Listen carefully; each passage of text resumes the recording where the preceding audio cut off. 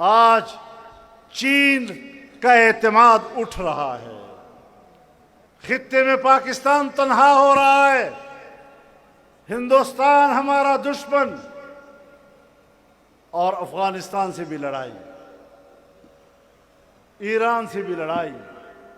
کہاں گئی ہماری خارجہ پالیسی، پرامن خارجہ پالیسی؟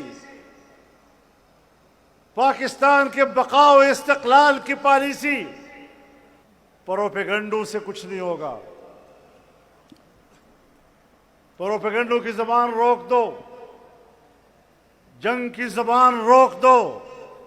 میں افغانستان سے بھی کہنا چاہتا ہوں، میں پاکستان سے بھی کہنا چاہتا ہوں، افغانستان پاکستان کی لڑائی نہ پاکستان کے مفاد میں ہے نہ افغانستان کے مفاد میں ہے۔ ایک طرف ہم انڈیا سے لڑے، دوسری سرحد پر ہم افغانستان سے لڑے۔ ہم نے پاکستان کو کہاں جا کر کھڑا کر دیا؟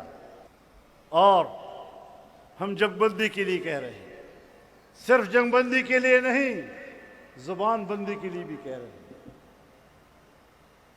ایک دوسرے کے خلاف بولنا روکو، غلط پروپیگنڈے روکو۔ ایک بھی کہتا ہے میں بے گناہ ہوں، دوسرا کہتا ہے میں بے گناہ ہوں، ایک کہتا ہے میں بھی صرف دفاعی جنگ لڑ رہا ہوں، دوسرا بھی کہتا ہے میں دفاعی جنگ لڑ رہا ہوں۔ ان چیزوں سے کام نہیں بنتا۔ جمعیت علماء اسلام پہلے بھی کردار ادا کر چکی ہے، اور اس سفارتی کردار میں ہم نے کامیابیاں حاصل کی ہیں۔ تمہاری پوری وزارت خارجہ جو مقصد حاصل نہیں کر سکی، وہ پاکستان کی ایک سیاسی جماعت نے حاصل کی۔ اور جب تم نے الیکشن میں دھاندلی کی اور جمعیت علماء اسلام اپوزیشن میں بیٹھی، بنی بنائی باتیں تمہارے ہاتھوں سے بگڑ گئی۔ تمہارے اندر تو معاملات، طے شدہ معاملات کو آگے بڑھانے کی اہلیت و صلاحیت بھی نہیں ہے۔ ہم آج بھی دونوں ملکوں کے درمیان معاملات کو ٹھیک کرنے کے لیے کردار ادا کرنے کو تیار ہیں، لیکن اس کردار کے لیے ماحول دینا پڑے گا۔ دنیا چاہتی ہے، امریکہ چاہتا ہے، مغرب چاہتا ہے کہ افغانستان میں اسلام کیوں آیا، امارت اسلامیہ کیوں قائم ہوئی۔ ان کے پیٹ میں درد ہے۔ ہم نے بہت پراکسی جنگ لڑ لی۔ کمیونسٹ آئے، ہم نے مجاہدین کا ساتھ دیا۔ مجاہدین آئے، آپس میں لڑے، ہم نے دوسرے مخالف کا ساتھ دیا۔ طالبان آئے، وہ لڑے، ہم نے طالبان کا ساتھ دیا۔ طالبان کے خلاف ہم نے کرزئی کا ساتھ دیا۔ ہم نے اڈے دیے، امریکہ کو اڈے دیے، جہاز اڑائے، اب ہماری فضاؤں سے گزرے اور افغانستان پر بمباری کرتے رہے۔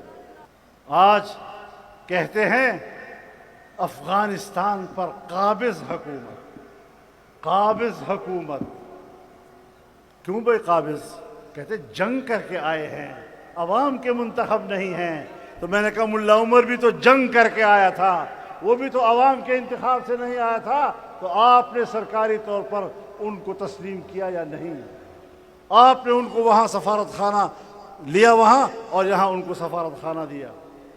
آپ نے دونوں ملکوں کے تعلقات کو سفارت خانے کے اعلیٰ معیار پہ قائم کیا۔